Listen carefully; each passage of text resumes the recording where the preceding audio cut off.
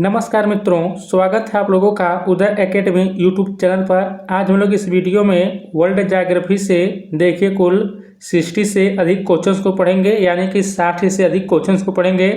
और देखिए ये सभी क्वेश्चंस हैं जो अब तक केवीएस, एनवीएस, डीटीवीएसबी, ईएमआईआरएस इन सभी परीक्षाओं में पूछे गए प्रश्न हैं। तो हम लोग व्याख्या के साथ देखिए 60 मिनट के अंदर हम लोग 60 से अधिक क्वेश्चंस को पढ़ेंगे। तो चलिए शुरू करते हैं। और देखिए हम लोग प्रश्न नंबर 1 से लेके 66 तक हम लोग पढ़ चुके हैं। आज हम लोग इस वीडियो में 67 से आगे क्वेश्चंस को पढ़ेंगे। और यदि आप लोग इसका पीछे का पार्ट आप लोग नहीं पढ़े हैं तो जाकर देख लीजिएगा, चैनल के प्लेलिस्ट में मिल जाएगा, वहाँ पर लोगों को मिल जाएगा। और देखिए दोस्तों, हम लोग अब तक जनरल अवेयरनेस के अंतर्गत हिस्ट्री पूरा पढ़ चुके हैं, पॉलिटी पढ़ चुके हैं। आज हम लोग देखिए वर्ल्ड ज्योग्राफी भी पूरा इंड कर देंगे। इसके बाद हम लोग पढ़ेंगे इंडियन ज्योग्राफी, उसके बाद देखिए इकोनॉमी, तब साइंस। पूरा हम आप लोगों का जनरल अवेयरनेस का पार्ट जो है 5 जनवरी तक देखिए इंड करा देंगे। तो चैनल से जुड़े रहिएगा। शुरू करते हैं आज का जो पहला क्वेश्चन है। देखिए क्वेश्चन स्टार्ट होता है महाद्वीप, देश, राजधानी और मुद्राएं से। तो देखिए 67 नंबर क्वेश्चन है। आज का पहला क्वेश्चन है, निम्नलिखित में से किस महाद्वीप में अंग्रेजी सर्वाधिक बोली जाने वाली भाषा है? ओशिनिया की, यूरोप की, अफ्रीका की, एशिया। देखिए यहाँ पर ऑप्शन नंबर ए सही होगा। जो ओशिनिया महाद्वीप है यहाँ पर अंग्रेजी सर्वाधिक बोली जाने वाली भाषा है। देखिए दोस्तों, मैं आप लोगों को स्टार्टिंग में ही बता दे रहा हूँ, मेरा जो बोलने का स्पीड होगा थोड़ा तेज होगा, तो आप लोग मैनेज करिएगा। क्योंकि अगर मैं जल्दी नहीं कराऊंगा तो आप लोगों का यह पूरा पीवाईक्यू का सीरीज इंड नहीं हो पाएगा, इसलिए आप लोग मैनेज करिएगा। यदि इसके बावजूद भी मेरा आप लोगों का आवाज़ धीरे लगेगा तो आप लोग दुगुना स्पीड कर लीजिएगा। व्याख्या देखते हैं। देखिए अंग्रेजी सर्वाधिक बोली जाने वाली भाषा है, लेकिन महाद्वीपों की बात करें तो उत्तरी अमेरिका और ओशिनिया में यह प्रमुख भाषा है। उत्तरी अमेरिका में संयुक्त राज्य अमेरिका जैसे देशों में यह प्राथमिक भाषा है। वहीं ओशिनिया में ऑस्ट्रेलिया और न्यूजीलैंड में अंग्रेजी प्रमुख है। हालांकि कुल वक्ताओं की संख्या के मामले में एशिया यानी कि भारत में सबसे अधिक लोग अंग्रेजी बोलते हैं, लेकिन ये दूसरी भाषा के रूप में अधिक बोली जाती है। दूसरा क्वेश्चन दिया है कि निम्नलिखित में से कौन सा देश एशिया महाद्वीप देश का है? बेलारूस की कोसावो, साइप्रस की एस्टोनिया। देखिए यहाँ पर इसका ऑप्शन नंबर सी होगा। साइप्रस जो है यह एशिया महाद्वीप का देश है, तो ऑप्शन नंबर सी यहाँ पर सही होगा। देखिए सभी क्वेश्चन देख रहे होंगे आप लोग, एनवीएस केवीएस में ही पूछा गया क्वेश्चन है। व्याख्या देखिए दिया कि इनमें से साइप्रस एशिया महाद्वीप में स्थित है, हालांकि इसका एक हिस्सा यूरोप में भी आता है। बेलारूस, कोसोवो और एस्टोनिया सभी यूरोपीय देशों के रूप में जाने जाते हैं। अगला क्वेश्चन यहाँ पर आपसे पूछा है कि आधिकारिक यानी मुद्रा के बारे में पूछा है। एक तरफ देश, एक तरफ मुद्रा का नाम है। आपको यहाँ पर बताना है कि कौन से युग में सही है। देखिए ईएमआईआरएस में पूछा गया क्वेश्चन है पिछले बार 2023 में।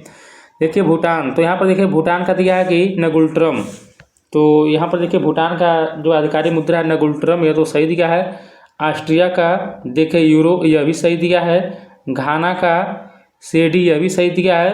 अर्जेंटीना का देखिए रियाल नहीं बल्कि अर्जेंटीना का क्या होता है, पेसो होता है। तो आप लोग याद रखिएगा। तो ही देखिए यहाँ पर गलत दिया है। बाकी यहाँ पर ए बी सी जो है सही है, बाकी डी वाला गलत है। तो यहाँ पर सही विकल्प ऑप्शन नंबर ए जो होगा सही होगा। देखिए व्याख्या दिया कि भूटान का मुद्रा का नाम नगुल्ट्रम है, ऑस्ट्रिया का यूरो है, घाना का सेडी, अर्जेंटीना का पेसो है। अगला क्वेश्चन हम लोग देखते हैं। कह रहा कि ऐतिहासिक महत्व के स्थानों और संबंधित देशों के युग में आपको बताना है। न्यूरेमबर्ग फ्रांस में है, रिगोरिया दक्षिण अफ्रीका में, कि वर्साय जर्मनी में, कि सेंट पीटर्सबर्ग इंग्लैंड में। आपको बताना है कि कौन सा युग में सही सुमेलित है। तो देखिए 70 का जो होगा आप लोगों का ऑप्शन नंबर इसका बी यहाँ पर से होगा। रिगोरिया दक्षिण अफ्रीका में, यह देखिए सही सुमेलित है, बाकी देखिए सभी गलत है। तो ऑप्शन नंबर यहाँ पर बी जो होगा सही होगा। अब यहाँ पर आप लोग देख लीजिए न्यूरेमबर्ग कहाँ पर है, जर्मनी में स्थित है। वर्साय कहाँ पर है, फ्रांस में स्थित है। सेंट पीटर्सबर्ग कहाँ पर है, रूस में स्थित है। आप लोग इसको याद रखिएगा। अगला क्वेश्चन देखिए दिया है कि राकेश को भारत से अबू धाबी घूमने जाना है, उसके पास भारतीय रुपए हैं, वह अबू धाबी जाकर। देखिए साफ सीधी आप यह प्रश्न पूछना चाह रहा है कि अबू धाबी जो है उसकी मुद्रा का क्या नाम है। आपसे यही आपको बताना है। दिरहम है कि तोमन है कि रियाल है कि दिनार। देखिए अबू धाबी का जो मुद्रा का नाम है वह दिरहम है। तो ऑप्शन नंबर यहाँ पर ए जो होगा सही होगा। देखिए केवीएस पीआरटी में क्वेश्चन पूछा गया है। अगला क्वेश्चन है कि पीसा की मीनार कहाँ पर स्थित है। देखिए बचपन से आप लोग पढ़ते आ रहे होंगे। पीसा की जो झुकी मीनार है कहाँ पर है, तो इटली में स्थित है। तो ऑप्शन नंबर इस क्वेश्चन का ए जो होगा वह सही होगा। देखिए थोड़ा व्याख्या दिया कि पीसा की मीनार इटली देश में स्थित है। इटली में लीनिंग टावर ऑफ पीसा को वास्तुशिल्प का अद्भुत नमूना माना जाता है। अगला यहाँ पर क्वेश्चन दिया कि दक्षिण अफ्रीका में, कि कनाडा में, कि बांग्लादेश में, कि आयरलैंड में काक्स बाजार में दुनिया का सबसे लंबा प्राकृतिक समुद्री तट है। कहाँ पर है? तो देखिए यह जो है ऑप्शन नंबर सी बांग्लादेश में है। तो याद रखिएगा बांग्लादेश में काक्स बाजार स्थित है, आप लोग इसको याद रखिएगा। अब व्याख्या देख लीजिए कि बांग्लादेश में काक्स बाजार में दुनिया का सबसे लंबा प्राकृतिक समुद्र तट है। बांग्लादेश तट पर 75 मील पर विश्व के सबसे लंबे प्राकृतिक रेत समुद्र तट काक्स बाजार ने अपनी 3 प्रमुख समुद्र तटों लवोनी, हमचारी और ईनानी पर बड़े पैमानों पर विकास किया है। शांत सूर्यास्त और सफ़ेद रेत के कारण काक्स बाजार बांग्लादेश में एक प्रमुख अंतर्राष्ट्रीय पर्यटन स्थल बन गया। अगला क्वेश्चन है कि अफ्रीका महादेश का सबसे ऊंचा पर्वत महाद्वीप होगा। माउंट किलिमंजारो किस देश में स्थित है? इजी क्वेश्चन है, बताइए कीनिया में, कि नामीबिया में, कि तंजानिया में, कि नाइजीरिया में। देखिए माउंट जो किलिमंजारो है यह तंजानिया में स्थित है। तो ऑप्शन नंबर सी इस क्वेश्चन का सही हो जाएगा। व्याख्या देख लेते हैं। माउंट किलिमंजारो अफ्रीका महाद्वीप का सबसे ऊंचा पर्वत याद रखिएगा तथा विश्व का सबसे ऊंचा एकल पर्वत है। इसकी ऊंचाई 5895 मीटर है। यह पर्वत अफ्रीका महाद्वीप के तंजानिया देश में स्थित है। यह एक स्ट्रेटो ज्वालामुखी है। यह पर्वत विषुवत रेखा के समीप स्थित है। अफ्रीका महाद्वीप के प्रमुख पर्वत एटलस पर्वत माला, ड्रैकेंसबर्ग, कैमरून पर्वत आदि हैं। अगला क्वेश्चन है कि विश्व की सबसे ऊंची मुड़ी हुई मीनार हम लोग पढ़कर आए हैं, कहाँ पर है? देखिए यह जो स्थित है आप लोग बताइए। 75 का ऑप्शन नंबर देखिए डी होगा, दुबई में है। देखिए यह झुका हुआ मीनार है, यह मुड़ी हुई मीनार है। तो द इन्फिनिटी टावर के बारे में पूछा गया है। यह पीसा वाला मीनार नहीं है। तो यह देखिए दुबई में है, याद रखिएगा। द इन्फिनिटी टावर कहाँ पर है? तो दुबई में स्थित है। देखिए इन्फिनिटी टावर दुनिया का सबसे ऊंचा मुड़ा टावर संयुक्त अरब अमीरात यानी दुबई में स्थित है। इसका उद्घाटन 10 जून 2013 को हुआ था, जिसका निर्माण केयन रियल एस्टेट निवेश और डेवलपमेंट द्वारा किया गया था। अगला क्वेश्चन है कि निम्नलिखित में से कौन सा देश कैरेबियन देशों के समूह में सम्मिलित नहीं है? क्यूबा, की बरमूडा, की जॉर्डन, की एंगुइला। तो देखिए यहाँ पर जो जॉर्डन है यह कैरेबियन देशों के समूह में शामिल नहीं है। तो ऑप्शन नंबर सी यहाँ पर सही हो जाएगा। कैरेबियन देशों का समूह उत्तरी अमेरिका स्थित द्वीप समूह है। एक कैरेबियन सागर और उत्तरी अटलांटिक महासागर के आसपास स्थित क्षेत्र है। और देखिए कह रहा है कि दिए गए विकल्पों में से जॉर्डन इन द्वीप समूहों का हिस्सा नहीं है। यह दक्षिण पश्चिम एशिया में स्थित सीरिया एवं सऊदी अरब का पड़ोसी देश है। कौन? जॉर्डन। अगला दिया है कि विश्व में चौथा सबसे बड़ा देश कौन सा है? सऊदी अरब, की संयुक्त राज्य अमेरिका, की रूस, की चीन। देखिए 77 का ऑप्शन नंबर यहाँ पर जो होगा, देखिए यहाँ पर गलत दिया है। चौथा नंबर पर देखिए चीन होगा। तो इस क्वेश्चन का ऑप्शन नंबर डी जो होगा सही होगा। देखिए यहाँ पर जब आप लोग एनसीईआरटी में देखेंगे तो आप लोगों को पूरा मिल जाएगा। थोड़ा यहाँ पर आप लोग सही कर लीजिएगा। सबसे पहले देखिए रूस है, तब कनाडा है, तब अमेरिका आता है। याद रखिएगा एनसीईआरटी में दिया होगा, कक्षा 6 का एनसीईआरटी पढ़ेंगे वहाँ पर दिया। सबसे पहले रूस, कनाडा, तब आप लोगों का संयुक्त राज्य अमेरिका आएगा, तब चाइना आता है। चाइना चौथे पर आता है, ब्राज़ील, ऑस्ट्रेलिया, तब भारत आता है। एक बार आप लोग याद रखिएगा, रूस, कनाडा, तब यूएसए, तब देखिए चाइना आएगा, तब ब्राज़ील, ऑस्ट्रेलिया, भारत आएगा। अगला क्वेश्चन देखते हैं, इनमें से कौन से स्वदेशी लोग रूस के स्टेपीज में रहते हैं? तो आरेगा कि किर्गिज, की बुशमैन, की मसाई। देखिए 78 का ऑप्शन नंबर जो होगा इस क्वेश्चन का वह भी सही होगा। जो किर्गिज लोग होते हैं यह रूस के स्टेपीज में रहते हैं। तो ऑप्शन नंबर इस क्वेश्चन का बी जो होगा वह सही होगा। रूस के स्टेपी प्रदेश के प्राचीन निवासियों को किर्गिज कहा जाता है। याद रखिएगा रूस के स्टेपी प्रदेश के प्राचीन निवासियों को किर्गिज कहा जाता है। यह मध्य एशिया के किर्गिस्तान गणराज्य में रूस के स्टेपी प्रदेश में निवास करते हैं। यह पशुपालन का व्यवसाय करते हैं तथा इनके निवास गृह को यूर्त कहते हैं। अगला दिया कि बरमूडा त्रिभुज किस जगह तक जाती है? दक्षिणी फ्लोरिडा, प्यूर्टो की हवाई द्वीप। आपको बताना है कि कौन सा कथन सही है। देखिए 79 का जो होगा ऑप्शन नंबर बी होगा। यहाँ पर पहला दूसरा सही होगा। तो जो बरमूडा ट्रायंगल है यह दक्षिणी फ्लोरिडा और प्यूर्टो तक जाती है। तो ऑप्शन नंबर बी यहाँ पर सही होगा। याद रखिएगा बरमूडा ट्रायंगल अटलांटिक महासागर में स्थित है। कहाँ पर स्थित है? बरमूडा ट्रायंगल अटलांटिक महासागर में स्थित है, जिसे दानव मौत का त्रिकोण कहा जाता है। Bermuda triangle states of Florida, Puerto एवं अटलांटिक महासागर के मध्य स्थित है। यह ट्रायंगल एक रहस्यमयी शक्तियों से घिरा है जो बड़े जहाजों व यानों को अपनी ओर खींच लेती है। अगला क्वेश्चन दिया कि निम्न में से कौन सा शहर भूमध्य रेखा के निकटतम है? बताइए कोलंबो, की जकार्ता, की मनीला, की सिंगापुर। 80 का ऑप्शन नंबर डी रहेगा। देखिए जो सिंगापुर है यह भूमध्य रेखा के निकटतम स्थित है। तो आप लोग इसको याद रखिएगा। अगला क्वेश्चन हम लोग देखते हैं। देखिए दिया कि कौन सा सबसे छोटा देश है क्षेत्रफल में सबसे छोटा देश। देखिए वेटिकन सिटी जो है यही क्षेत्रफल में सबसे छोटा देश है। तो ऑप्शन नंबर इस क्वेश्चन का जो हो जाएगा आप लोग का ए जो होगा सही होगा। व्याख्या देखते हैं कि दुनिया का सबसे छोटा देश वेटिकन सिटी है। इसका क्षेत्रफल 0.44 वर्ग किलोमीटर है। वेटिकन सिटी इटली देश के रोम शहर के अंदर बसा एक स्वतंत्र देश है। वेटिकन सिटी के बाद मोनाको जो 2 वर्ग किमी है दुनिया को दूसरा सबसे छोटा देश माना जाता है। अगला दिया है कि म्यांमार इसका पुराना नाम है। बताइए माली की बाली की बर्मा। देखिए बर्मा का ही पुराना नाम म्यांमार है। इजी क्वेश्चन है। थोड़ा व्याख्या देख लेते हैं कि म्यांमार का पुराना नाम बर्मा था। वर्ष 1989 में इसका नाम बदलकर म्यांमार कर दिया गया। म्यांमार के उत्तर में चीन, पश्चिम में भारत, बांग्लादेश और हिंद महासागर तथा दक्षिण पूर्व में थाईलैंड स्थित है। इसकी राजधानी क्या है? नापिते तथा करेंसी ज्ञात है।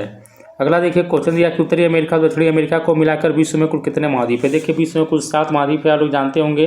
तो ऑप्शन नंबर इस क्वेश्चन का ए जो होगा सही होगा। व्याख्या देख लेते हैं। देखिए विश्व में कुल 7 महाद्वीप है। एशिया, अफ्रीका, उत्तरी अमेरिका, दक्षिणी अमेरिका, यूरोप, ऑस्ट्रेलिया तथा अंटार्कटिका। याद रखिएगा विश्व में कुल 7 महाद्वीप है। एशिया, अफ्रीका, उत्तरी अमेरिका, दक्षिणी अमेरिका, यूरोप, ऑस्ट्रेलिया तथा अंटार्कटिका। अगला क्वेश्चन देखिए दिया कि इंग्लैंड का अटलांटिक महासागर से वही संबंध है जो ग्रीनलैंड का है। बताइए प्रशांत महासागर से कि अटलांटिक से कि उत्तरी ध्रुव से कि दक्षिण ध्रुव सागर से। 84 का ऑप्शन नंबर देखिए होगा इस क्वेश्चन का 20 सही होगा। तो इंग्लैंड का अटलांटिक महासागर से वही संबंध है जो ग्रीनलैंड का अटलांटिक महासागर से है। तो ऑप्शन नंबर बी यहाँ पर सही होगा। देखिए ग्रीनलैंड अटलांटिक महासागर में स्थित विश्व का सबसे बड़ा द्वीप है। याद रखिएगा विश्व का सबसे बड़ा द्वीप कौन सा है? ग्रीनलैंड है। इंग्लैंड भी अटलांटिक महासागर में स्थित एक देश है। अतः इन दोनों देशों का संबंध अटलांटिक महासागर से है। अगला क्वेश्चन है कि निम्नलिखित में से कौन सी नदी चीन, भारत और बांग्लादेश से होकर बहती है? ब्रह्मपुत्र की गंगा की सिंध की। देखिए जो ब्रह्मपुत्र नदी हम लोग पहले भी पढ़े थे 2900 किलोमीटर इसकी लंबाई, टोटल लंबाई ब्रह्मपुत्र नदी की। और यह भारत यह जो निकलती है चेमायुंगडू ग्लेशियर से निकलता है और यहाँ पर बांग्लादेश होकर जो यहाँ पर ब्रह्मपुत्र नदी हो जाएगा। ब्रह्मपुत्र नदी देखिए चीन, भारत और बांग्लादेश में प्रवाहित होने वाली ऐतिहासिक नदी है। ब्रह्मपुत्र का उद्गम तिब्बत के दक्षिण में मानसरोवर के निकट चेमायुंगडू नामक हिमवाह से हुआ यानी ग्लेशियर से हुआ है। देखिए बांग्लादेश में यह नदी जमुना, चीन में यालू त्सांगपो चिमांग और तिब्बत में त्सांगपो आदि नाम से जानी जाती है। देखिए सांगपो लिखा रहता है, नाम यही सही है सांगपो इसका। अगला देखिए दिया कि रूस के स्टेपी क्षेत्र निम्नलिखित में से कौन से मूल निवासी रहते हैं? हम लोग पढ़कर आए। बताइए टुएरेग की, किर्गिज की, बुशमैन की, मसाई। तो देखिए 86 का ऑप्शन नंबर जो होगा वह 20 से होगा। तो किर्गिज रहते हैं, मूल निवासी हैं। तो ऑप्शन नंबर बी यहाँ पर सही होगा। किर्गिज क्या है थोड़ा जान लीजिए। देखिए किर्गिज जनजाति मध्य एशिया के स्टेपी क्षेत्र में निवास करती है। इनके शरीर का रंग पीला तथा छोटा होता है। ये लोग ऊन और खाल के वस्त्र पहनते हैं। किर्गिज जनजाति मुख्यतः पशुपालन पर आश्रित हैं। इनके घर गोलाकार तंबू जैसे होते हैं जिन्हें स्थानीय भाषा में यूथ कहते हैं। अगला क्वेश्चन दिया कि चीन ने रणनीतिक ठिकाने हम्बनटोटा गहन जल बंदरगाह में 70% हिस्सा खरीदा है। आपसे यही पूछा कि हम्बनटोटा बंदरगाह किस देश में है? ईरान में कि श्रीलंका में, थाईलैंड में कि यमन। देखिए हम्बनटोटा जो बंदरगाह है यह श्रीलंका में स्थित है। तो ऑप्शन नंबर बी इस क्वेश्चन का सही हो जाएगा। अगला क्वेश्चन देखिए क्रीमिया अब इसका भाग है किसका? पोलैंड का कि रूस का, इराक का? देखिए ईरान का। देखिए यहाँ पर ऑप्शन नंबर 88 का जो होगा वह 20 सही होगा। क्रीमिया जो है अब रूस का पार्ट है। तो ऑप्शन नंबर बी यहाँ पर सही होगा।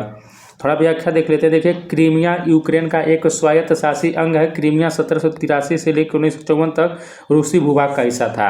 वर्ष 1954 में सोवियत संघ के सर्वोच्च नेता निकिता ख्रुश्चेव ने एक अध्यादेश के तहत इसका विलय यूक्रेन में कर दिया। परंतु यूक्रेन के युद्ध के कारण क्रीमिया प्रायद्वीप ने एक जनमत संग्रह द्वारा 16 मार्च 2014 ईस्वी को अपने को स्वतंत्र राष्ट्र घोषित कर दिया तथा रूस में अपने विलय की घोषणा कर दी।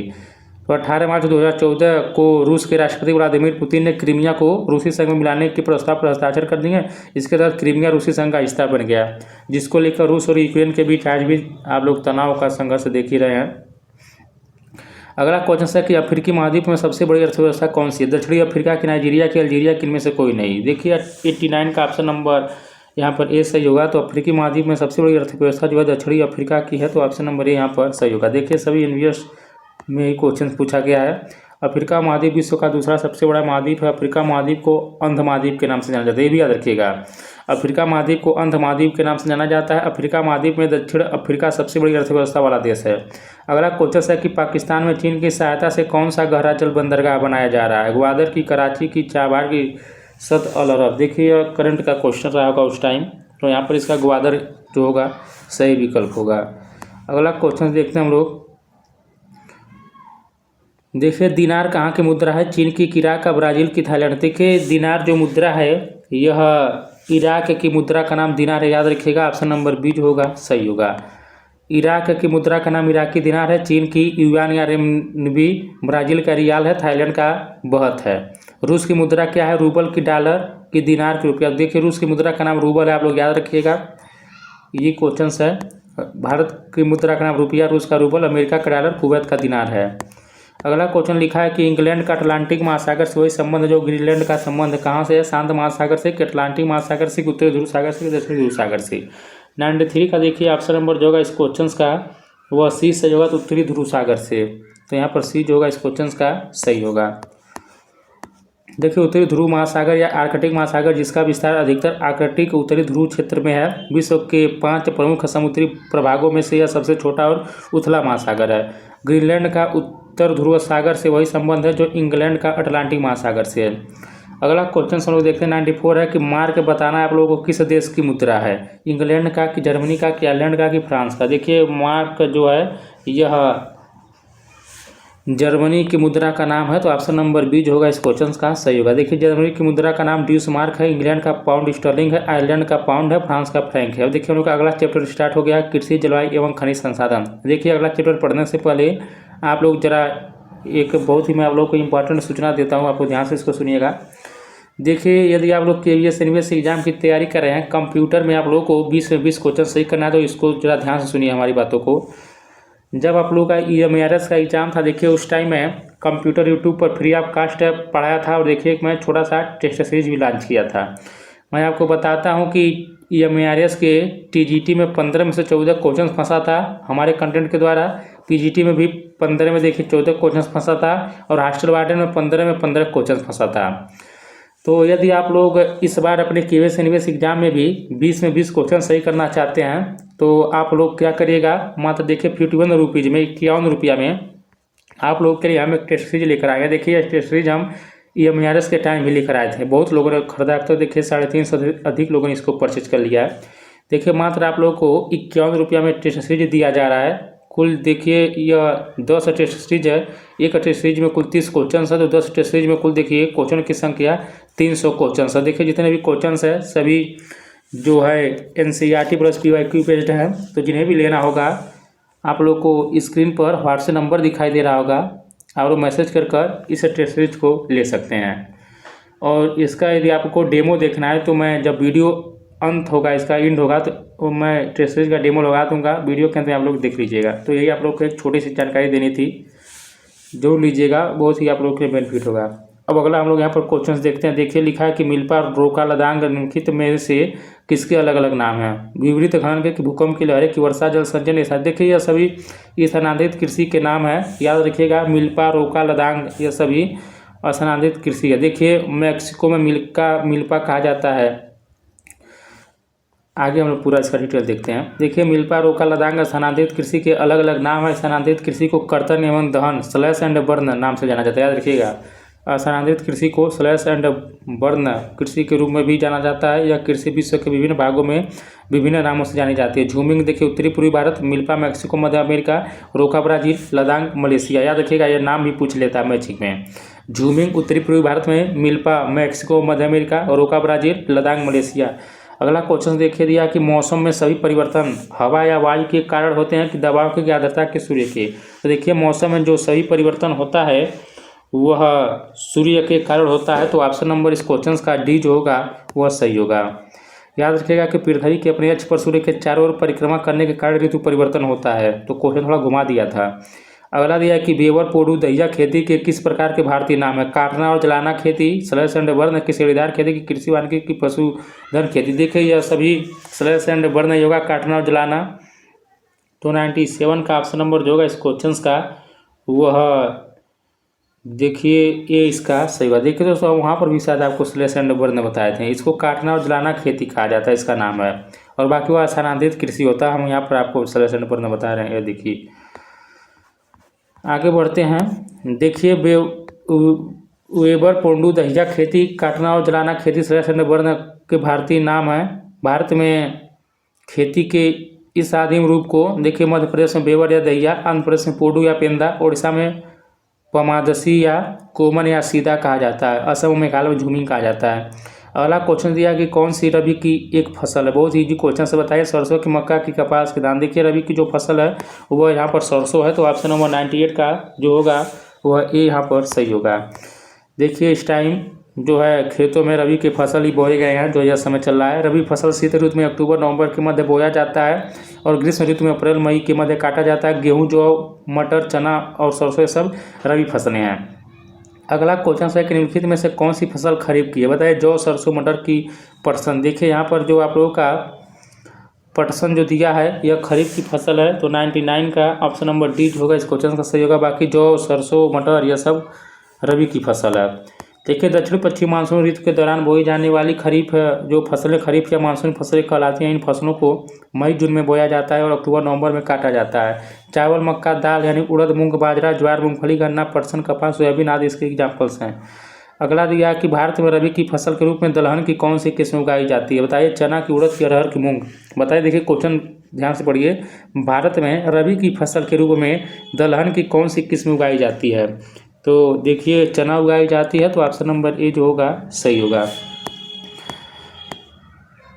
बाकी देखिए ऐसा कुछ इसमें व्याख्या लायक है नहीं। निम्नलिखित में से क्या एक गैर धात्विक खनिज, यानी आपको बताना अधात्विक कौन सा है? अभ्रक की, बॉक्साइट की, मैग्नीज की, सोना। तो देखिए 101 का ऑप्शन नंबर ए सही होगा। अभ्रक जो है यह एक गैर धात्विक खनिज है, आप लोग याद रखिएगा। ऑप्शन नंबर ए यहाँ पर सही होगा।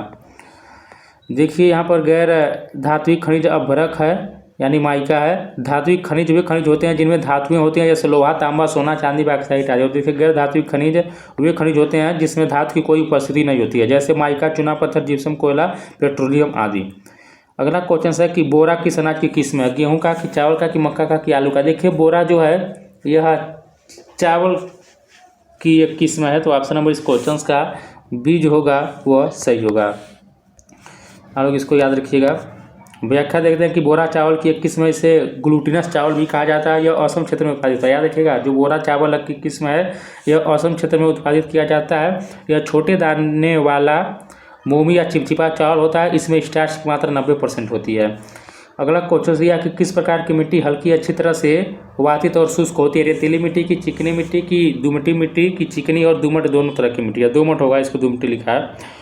देखिए 103 का ऑप्शन नंबर जो होगा ए सही होगा। यहाँ पर जो रेतीली मिट्टी होती है यह हल्की, अच्छी तरह से वातित और शुष्क होती है, रेतीली मिट्टी। ऑप्शन नंबर ए यहाँ पर सही होगा। व्याख्या देखते हैं कि मिट्टी में कणों का आकार उसके गुणों पर प्रभाव डालता है। रेतीली मिट्टी के कण काफ़ी बड़े होते हैं और उनके बीच अधिक जगह होती है। ये जगहें हवा से क्या होती है? भारी होती है, हवा से भरी होती है जगहें जो होती है, इसलिए रेत अच्छी तरह से हवादार या वातित होती है। रेत के कणों के बीच की जगहों से पानी जल्दी निकल सकता है, जिससे मिट्टी शुष्क और हल्की होती है। देखिए दोस्तों कई लोग कमेंट करते हैं कि इसका PDF कहाँ मिलेगा। यदि आप लोगों को हिंदी का, इंग्लिश का और कंप्यूटर का, GK का, मैथ का, रीजनिंग का, इन सभी का PDF चाहिए तो आप लोग व्हाट्सएप पर मैसेज करिएगा। वहाँ पर मैं आप लोगों को इन सभी विषयों का या PYQ का PDF दे दूँगा। अगला क्वेश्चन है कि खेती की काटना और जलाना विधि क्या कहलाती है? झूम खेती की, जालो खेती की, किवाड़ खेती? देखिए इसको झूम खेती कहा जाता है, स्लैश एंड बर्न को। तो ऑप्शन नंबर ए जो होगा इस क्वेश्चन का सही होगा। खेती का काटना और जलाना यानी कि जलाना विधि झूम खेती या स्थानांतरण खेती कहलाती है। इसमें जंगली या वन भूमि को साफ किया जाता है और शेष वनस्पति को जला दिया जाता है। जलने के बाद राख की परत भूमि को उर्वरता प्रदान करती है। अगला दिया कि कौन सा देश विश्व में सर्वाधिक सोना उत्पादित करता है? मैक्सिको की, चीन की, जापान? देखिए सबसे अधिक जो सोना उत्पादित करता है यह 2022 से पूछा गया क्वेश्चन है। अब देखिए इसका जो है डाटा चेंज हो चुका होगा, इसको हम छोड़ देते हैं। अगला दिया कि जब वायुमंडलीय दाब में तेजी से कमी के कारण मध्य अक्षांश का तूफान तेजी से उग्र होता है तो इसे क्या कहा जाता है? बाम्बोजेनेसिस की, कैटलीना, एडी की, जूड की, भंवर या वार्टेक्स? 106 का ऑप्शन नंबर ए सही होगा। इसको देखिए बाम्बोजेनेसिस कहा जाता है, तो ऑप्शन नंबर ए जो होगा इस क्वेश्चन का वह सही होगा। देखिए जब वायुमंडलीय दाब में तेजी से कमी के कारण मध्य अक्षांश का तूफान तेजी से उग्र होता है तो उसे बाम्बोजेनेसिस कहा जाता है। अगला क्वेश्चन हम लोग देखते हैं 107 नंबर है। उष्णकटिबंधीय प्रशांत महासागर में समुद्र की सतह का तापमान लंबी अवधि के लिए सामान्य स्तर से ऊपर बने रहने पर बनने वाले नियमित जलवायु पैटर्न का नाम बताएं। ला नीना की, अल नीनो की, एल एटमॉस्फेरा की, एल ओसिलासिओनेस? तो देखिए 107 का ऑप्शन नंबर जो होगा वह बी सही होगा, एल नीनो होगा। तो यहाँ पर 107 का बी जो होगा वह सही होगा। देखिए उष्णकटिबंधीय प्रशांत महासागर के भूमध्य रेखीय विषुवतीय क्षेत्र में समुद्र तापमान और वायुमंडलीय परिस्थिति में आए बदलाव के लिए उत्तरदायी समुद्री घटना को एल नीनो कहते हैं। इसके कारण समुद्री तापमान में 4 से 5 डिग्री सेल्सियस तापमान की वृद्धि हो सकती है। इसके कारण भारत में सूखे की स्थिति उत्पन्न हो जाती है, क्योंकि तापमान अधिक होने से दाब निम्न होता है, जिससे दक्षिण एशियाई क्षेत्र में उसकी तुलना में उच्च दाब पाया जाता है। मौसमी हवाएं हमेशा उच्च दाब से निम्न दाब की ओर, याद रखिएगा, जो मौसमी हवाएं होती हैं वो हमेशा उच्च दाब से निम्न दाब की ओर चलती है। अगला क्वेश्चन है कि सीढ़ीदार खेती निम्नलिखित में से किन क्षेत्रों में की जाती है? पहाड़ी ढलानों पर, कि समतल मैदानी भागों में, कि हिमनदी पर्वत शिखर पर, कि तटवर्ती? देखिए, जो सीढ़ीदार खेती होती है यह पहाड़ी ढलानों पर की जाती है। तो 108 का ऑप्शन नंबर ए इस क्वेश्चन का सही होगा। देखिए, यहाँ पर चाय की खेती की जाती है, भी आप लोग याद रखिएगा। सीढ़ीदार खेती पहाड़ी ढलानों पर खेती करने की पीढ़ियों से चली जा रही सामान्य विधि है। इस विधि द्वारा ढाल की लंबाई को तोड़कर या छोटा कर एवं ढाल की तीव्रता को कम करके मृदा एवं मृदा नमी का संरक्षण किया जाता है। पहाड़ी क्षेत्रों में सामान्यतया 33% ढाल तक के क्षेत्रों को सीढ़ीदार खेतों में बदला जा सकता है। अगला क्वेश्चन देखिए दिया कि निम्नलिखित में से गलत परिभाषित कौन सी, आपको गलत बताना है। कह रहा है कि कंटूर यानी कि परिरेखा समुद्र तल से ऊपर हुए क्षेत्र जिनकी ऊंचाई समान है, कि आइसोथर्म यानी कि एक जैसे तापमान वाले क्षेत्र, आइस हाइटर्स एक जैसी वर्षा वाले क्षेत्र, और आइसोबाथ वे स्थान जहाँ वायुमंडलीय दाब एक समान होता है। तो देखिए 109 का ऑप्शन नंबर जो होगा वह डी होगा। यहाँ पर जो सही है ऑप्शन नंबर डी है कि जो आइसोबाथ होता है वह स्थान जहाँ पर वायुमंडलीय दाब एक समान होता है उसको आइसोबाथ कहा जाता है। ऑप्शन नंबर डी इस क्वेश्चन का सही होगा। मानचित्र या भूपृष्ठ पर पानी की समान गहराई के स्थानों को जोड़ने वाली रेखा को आइसोबाथ या गहराई समुद्र रेखा कहते हैं। तब विकल्प डी यहाँ पर क्या है, यह गलत है। आगे बढ़ते हैं हम लोग। अगला क्वेश्चन दिया कि हिमालय, एंडीज और आल्प्स के पर्वतीय क्षेत्र में इनमें से किस प्रकार की जलवायु का अनुभव होता है? ध्रुवीय जलवायु, की उच्च भूमि जलवायु, की उष्णकटिबंधीय जलवायु, की आर्द्र शुष्क उष्ण जलवायु? देखिए 110 का ऑप्शन नंबर जो होगा वह बी सही होगा, उच्च भूमि जलवायु होगा। तो ऑप्शन नंबर बी का यहाँ पर 10 का देखिए 110 का बी यहाँ पर सही होगा। हालैंड क्षेत्र की जलवायु में उच्च सूर्यातप, निम्न तापांतर, निम्न वायुदाब, तापमान की बड़ी दैनिक रेंज और अधिक मात्रा में वर्षा सामान्य है। पर्वतीय क्षेत्रों में ऊंचाई और सूर्यातप, तापमान और वर्षा को नियंत्रित करने में महत्वपूर्ण भूमिका निभाते हैं। इस प्रकार की जलवायु आल्प्स, हिमालय, तिब्बती पठार और एंडीज में पाई जाती है। अगला क्वेश्चन हम लोग देखते हैं। देखिए दोस्तों, मैं आप लोगों से लाइक शेयर करने के लिए भूल जाता हूँ। देखिए, आप लोग बिना हमारे कहे आप लोग वीडियो को लाइक और शेयर भी नहीं करते हैं। मैं इस वीडियो पर देखिए 100 लाइक का टारगेट लेकर चलता हूँ। देखते हैं आप लोग 100 लाइक कराते हैं कि नहीं कराते हैं। तो आप लोग देखिए अधिक से अधिक वीडियो को ज़रा लाइक करते रहिए, शेयर करते रहिए, और कंटेंट अच्छा लगे तो आप लोग चैनल से जुड़ जाइएगा। बाकी मैं बार बार नहीं कहता हूँ जुड़िए करिए, नहीं, अगर अच्छा रहेगा तो करेगा, बाकी आप लोग की इच्छा है।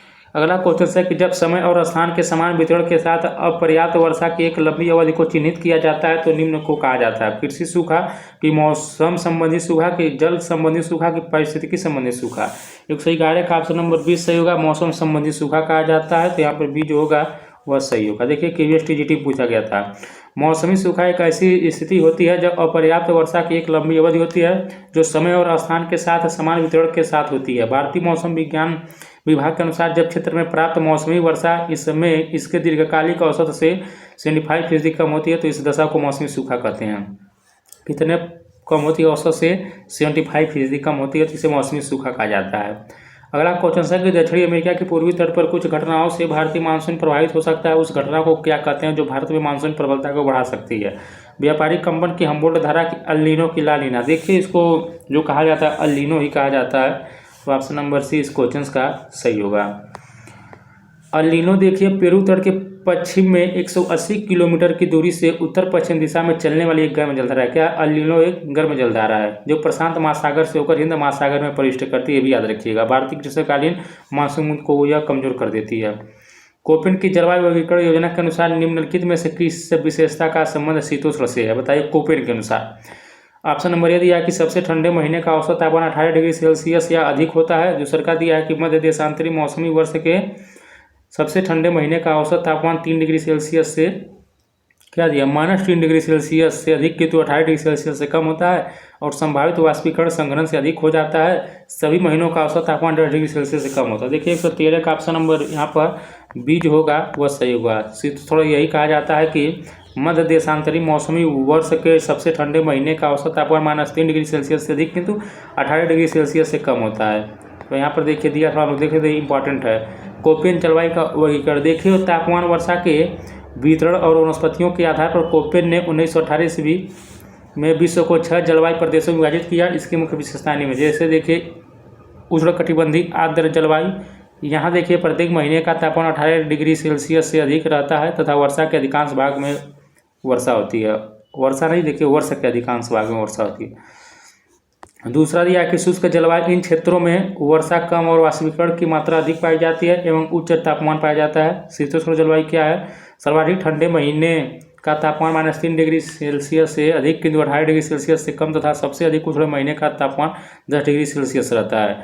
और देखिए मध्य अक्षांशों की आर्द्र शुष्क तापीय अथवा शीतोष्ण आर्द्र जलवायु, वर्ष के सर्वाधिक ठंडे महीने का औसत तापमान 3 डिग्री सेल्सियस से नीचे रहता है। ध्रुवीय जलवायु देखिए सभी महीनों का औसत ताप 10 डिग्री सेल्सियस से कम होता है। और देखिए उच्च पर्वतीय जलवायु विश्व के अधिक ऊंचे पर्वतों पर पाई जाती है। अत्यधिक ऊंचाई के कारण शीत जलवायु पाई जाती है। अगला क्वेश्चन हम लोग देखते हैं, 114 नंबर क्वेश्चन है। देखिए क्वेश्चन दिया है कि नीचे कुछ क्षेत्रों के नाम उनके संबंधित बायो के साथ दिए गए हैं, कौन सा जोड़ा सही मेल नहीं खाता है? टैगा समशीतोष्ण पतझड़ वन, स्टेपी समशीतोष्ण, सवाना उष्ण और उपोष्ण घास के मैदान, सेलवास विषुवतीय वर्षा वन। 114 का ऑप्शन नंबर यहाँ पर सही होगा। देखिए यही टैगा जो है यह समशीतोष्ण पतझड़ वन के अंतर्गत नहीं आएगा, तो ये देखिए मेल नहीं खाता है। टैगा देखिए एक प्रकार का शीतोष्ण कटिबंधीय वायु में, न कि समशीतोष्ण वायु में। अगला क्वेश्चन है कि मैंग्रोव जो तटीय जल में उगते हैं उन्हें किसके रूप में वर्गीकृत किया गया है?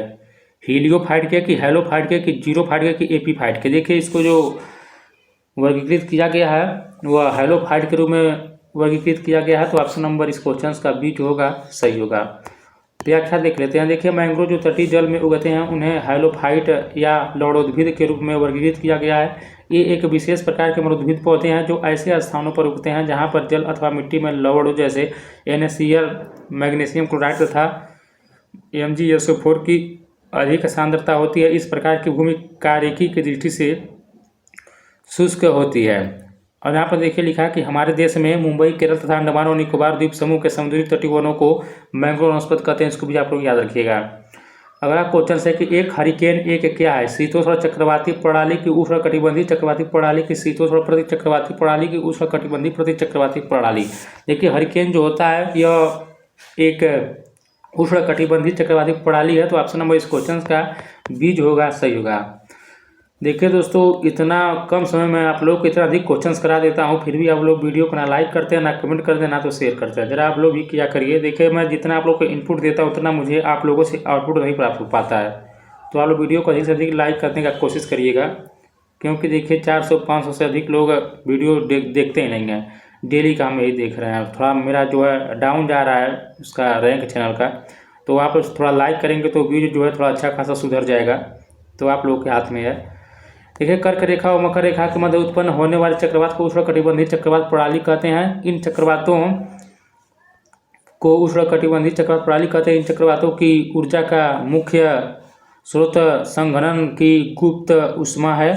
इन चक्रवातों का व्यास 80 से लेकर 300 किमी होता है। हरिकेन एक उष्णकटिबंधीय चक्रवात है। भारत में इसे चक्रवात गर्त या अवदाब कहा जाता है। इसे ऑस्ट्रेलिया में विली विली, याद रखिएगा, ऑस्ट्रेलिया में विली विली क्या है? चक्रवात का नाम है। संयुक्त राज्य अमेरिका में हरिकेन, चीन में टाइफून कहा जाता है। इसको लोग याद रखिए, बहुत बार पूछा गया है। तो ऑस्ट्रेलिया में विली विली, संयुक्त राज्य अमेरिका में हरिकेन और चीन में टाइफून। अब हम लोग देखिए जो वर्ल्ड ज्योग्राफी के अंतर्गत जितने भी विविध वाले क्वेश्चन हैं हम लोग उसको कवर करेंगे। तो आज ही हम लोग पूरा वर्ल्ड ज्योग्राफी इसी वीडियो में एंड करेंगे। तो हम लोग विविध वाले सेक्शंस को देखते हैं।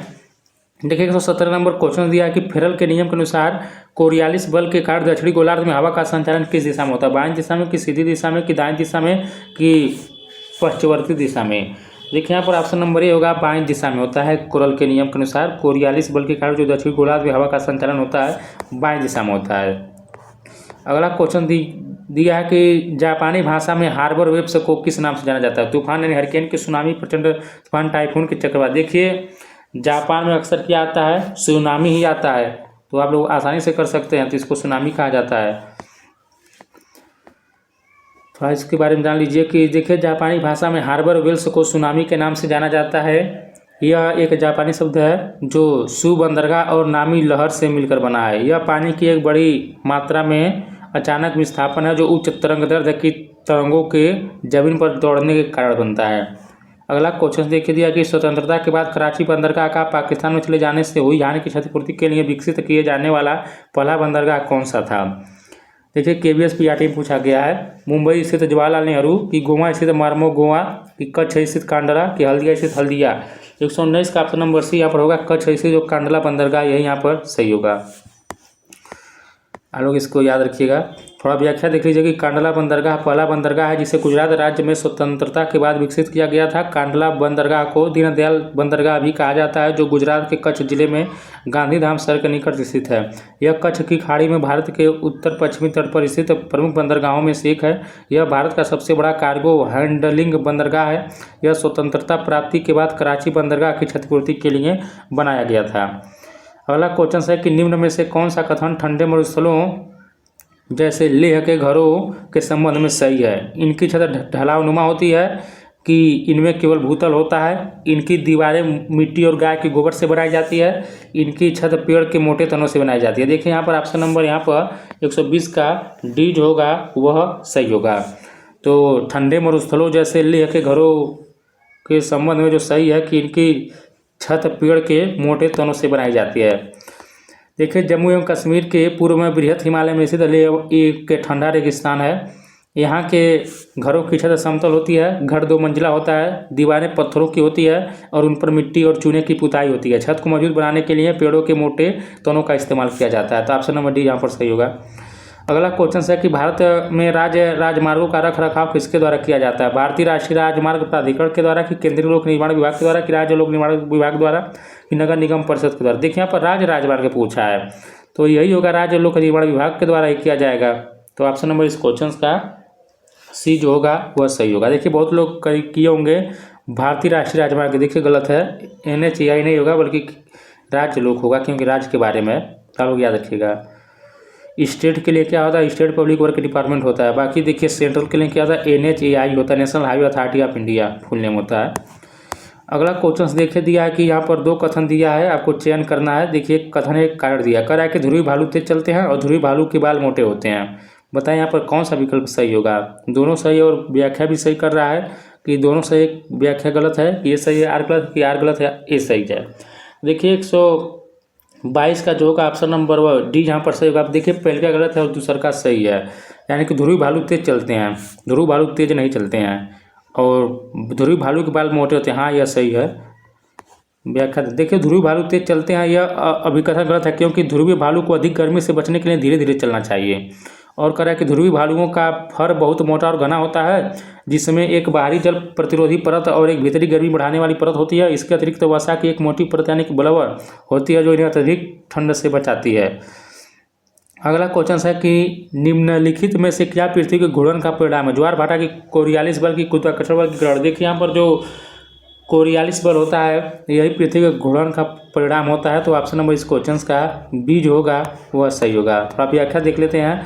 कोरियालिस बल एक आभासी बल है जो पृथ्वी के घूर्णन के कारण उत्पन्न होता है। कोरियालिस बल के कारण उत्तरी गोलार्ध में वायु की गति की दिशा अपनी दाएं ओर तथा दक्षिणी गोलार्ध में वायु की गति की दिशा अपनी बाईं ओर प्रवाहित होती है। अगला क्वेश्चन है कि निम्नलिखित में से कौन सा युग्म गलत है। समताप रेखा दबाव, समवर्षा रेखा धूप, समताप रेखा तापमान, आइसोहेलाइन खारापन। देखिए 124 का ऑप्शन नंबर भी यहाँ पर सही होगा, समवर्षा धूप, यही यहाँ पर सही होगा, यही गलत जो दिया है। देखिए आइसोहेलाइन क्या होता है, समुद्र में समान लवणता के बिंदुओं को इंगित करने के लिए मानचित्र पर खींची गई रेखा को आइसोहेलाइन कहते हैं। इसको आप लोग याद रखिएगा। अगला कि विश्व का सबसे लंबा रेलवे प्लेटफॉर्म कहाँ पर है। इजी क्वेश्चन है, बताइए आप लोग कहाँ पर है। इसको हम लोग छोड़ते हैं, प्रश्नकाल के समय पूछा गया था। अगला क्वेश्चन है कि यातायात का साधन मतलब सस्ता साधन कौन सा है। जल मार्ग, रेल मार्ग, वायु मार्ग। देखिए यातायात का जो सस्ता साधन है वह जल मार्ग है। तो ऑप्शन नंबर यहाँ पर से होगा। बहुत रेल मार्ग की होंगे, लेकिन देखिए जल मार्ग जो होता है यातायात का सस्ता साधन है। यातायात का सबसे सस्ता साधन जल मार्ग है, जो समुद्र, नदियों तथा झीलों में विभिन्न साधनों द्वारा किया जाता है। राष्ट्रीय जलमार्ग संख्या 1 भारत का सबसे लंबा राष्ट्रीय राजमार्ग है, जलमार्ग है। और ये भी याद रखिएगा कि यह जो है प्रयागराज इलाहाबाद से हल्दिया पश्चिम बंगाल तक जाती है। इसकी लंबाई 1620 किलोमीटर है। अगला क्वेश्चन है कि कृषि भूमि और शहरी क्षेत्रों में वैयक्तिक घरों की क्षेत्रीय विभाजन रेखाओं को सीमांकित करके भू संपत्ति का स्वामित्व दर्शाने के लिए बनाए गए नक्शे क्या कहलाते हैं? स्थलाकृति मानचित्र की एटलस की भू विज्ञान विषयक की भूकर मानचित्र। देखिए इसको भूकर मानचित्र कहा जाता है। तो ऑप्शन नंबर इस क्वेश्चन का जो होगा वह डी जो होगा सही होगा। थोड़ा व्याख्या देख लेते हैं कि भूकर मानचित्र पृथ्वी की सतह या इसके एक भाग के पैमाने के माध्यम से चपटी सतह पर खींचा गया चित्र है। कृषि भूमि और शहरी क्षेत्रों में वैयक्तिक घरों की क्षेत्रीय विभाजन रेखाओं को सीमांकन करके भू संपत्ति का स्वामित्व दर्शाने के लिए भूकर मानचित्र का प्रयोग किया जाता है। अगला क्वेश्चन, भारत में प्रवाल भित्ति कहाँ मिलती है? उड़ीसा के तट पर की वाल्टेर पर, रामेश्वरम की त्रिवेंद्रम। देखिए जो भारत में प्रवाल भित्ति जो मिलती है, कोरल रीफ जो मिलता है वह रामेश्वरम में मिलता है। तो ऑप्शन नंबर इस क्वेश्चन का सी जो होगा वह सही होगा। व्याख्या देखते हैं हम लोग इस क्वेश्चन का। देखिए प्रवाल भित्तियाँ या मूंगे की चट्टानें प्रवाल जीवों द्वारा छोड़े गए कैल्शियम कार्बोनेट से बनती है। प्रवाल कठोर संरचना वाले सिलेंड्रेटा संघ के जीव होते हैं, भी याद रखिएगा। इन प्रवालों के भीतर जो जैंथली नामक रंगीन शैवाल पाए जाते हैं, प्रायः उष्णकटिबंधीय या उपोष्णकटिबंधीय समुद्रों में मिलते हैं। भारत में प्रवाल भित्तियाँ लक्षद्वीप, अंडमान निकोबार, कच्छ की खाड़ी, रामेश्वरम, मन्नार की खाड़ी आदि स्थानों पर पाए जाते हैं। तो देखिए दोस्तों आज हम लोग इस वीडियो में लगभग में जो है कुल 62 क्वेश्चंस को पढ़े हैं। अगला जो हम लोग पढ़ेंगे वो हम लोग इंडियन ज्योग्राफी के बारे में नेक्स्ट वीडियो में कवर करेंगे। और जो कंप्यूटर का टेस्ट सीरीज है उसका आप लोग डेमो देख लीजिए। तो देखिए आप लोग टेस्ट सीरीज यही है, जो भी लोग KVS NVS की तैयारी कर रहे हैं तो देख लीजिए आप लोग किस प्रकार का क्वेश्चन डिजाइन किया गया है। देखिए जितने भी क्वेश्चंस हैं यह सभी जो है NCERT के प्लस और साथ में PYQ हैं। सभी जितने भी कंप्यूटर क्वेश्चन KVS NVS में पूछा गया है। तो देखिए इसी प्रकार का आप लोग यहाँ पर देखिए पूरा व्याख्या दिया जा रहा है। फिर यह देखिए दूसरा क्वेश्चन रोम का फुल नेम क्या है, फिर देखिए व्याख्या यहाँ पर आप लोग देख सकते हैं। फिर तीसरा क्वेश्चन ALU और यहाँ पर देखिए जो आप लोग का EMRS का एग्जाम हुआ था हुबहू देखिए इसी में से कई क्वेश्चन से कॉपी पेस्ट कर दिया गया था। यहाँ पर देखिए आउटपुट के लिए इनपुट आउटपुट से क्वेश्चन फिक्स से पूछेगा। तो देखिए अभी हम क्वेश्चन सब डाले हैं, एक एक मतलब हर एक प्रकार का क्वेश्चन हम इसमें टेस्ट सीरीज में शामिल किए हैं। और जितने भी लोगों ने लिया था अधिकतर लोगों का 12, 13, 14, 15 तक, यहाँ तक 15 में 15 ऐसा स्कोर किए हैं कई लोगों ने। तो देख सकते हैं यही टेस्ट सीरीज है। यदि आपको लेना है तो व्हाट्सएप नंबर आप लोग को स्क्रीन पर दिखाई दे रहा है। देखिए इसी प्रकार के आप लोगों को जो है 10 टेस्ट सीरीज दिया जाएगा मात्र देखिए 51 रुपये में, 51 रुपीज़ में दिया जा रहा है। तो जिन्हें भी लेना हो वे लोग मैसेज कर इसको प्राप्त कर सकते हैं। तो देखिए एक टेस्ट सीरीज में कुल 30 क्वेश्चन्स हैं, 10 टेस्ट सीरीज है कुल 300 क्वेश्चन्स हैं। और इन 300 क्वेश्चन से कोई यदि आप लोग पढ़कर चले जाएंगे तो एग्जाम में आप लोग KVS NVS में 20 क्वेश्चन से 18, 19, 20 तो जरूर सही कर आएंगे। तो देखिए ये एक टेस्ट सीरीज है, यही डेमो दिखाना था। जिन्हें भी लेना होगा जो आप लोगों को नंबर स्क्रीन पर शो हो रहा है, व्हाट्सएप नंबर है, उस पर आप लोग मैसेज कर इसको ले सकते हैं। तो ये एक डेमो था। वीडियो अच्छा लगा तो प्लीज़ वीडियो को लाइक करिएगा, शेयर कीजिएगा, साथ ही चैनल से भी जुड़ जाइएगा। मिलते हैं नए वीडियो के साथ, तब तक नमस्कार, जय हिंद, जय भारत।